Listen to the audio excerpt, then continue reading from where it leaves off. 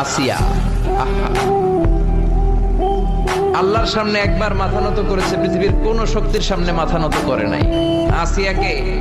আসিয়া এবং ফেরাউনের finance minister, অর্থমন্ত্রীর বিবি লুকিয়ে কালিমা পড়েছে, সাইয়েদনা মূসা আলাইহিস সালামের উপর ঈমান এনেছে। ফেরাউন শুনে দুইজনকে ডেকে নিয়ে আসলো।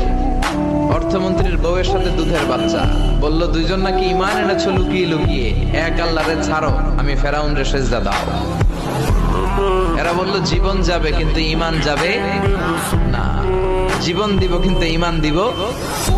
প্রথমে ধরলো অর্থমন্ত্রীর বউকে, তাড়াতাড়ি আমার পায়ে সেজদায় লুটিয়ে পড়ো। সে বলে না, জীবন যাবে ঈমান যাবে না। বলল তাই নাকি, দেখি তোমার ঈমানের কত পাওয়ার। জল্লাদরে বলল কড়াইয়ের ভেতরে আগুন গরম করো, তৈল গরম করো, দুধের বাচ্চাটারে টেনে নিয়ে তেলের মধ্যে ছেড়ে দাও।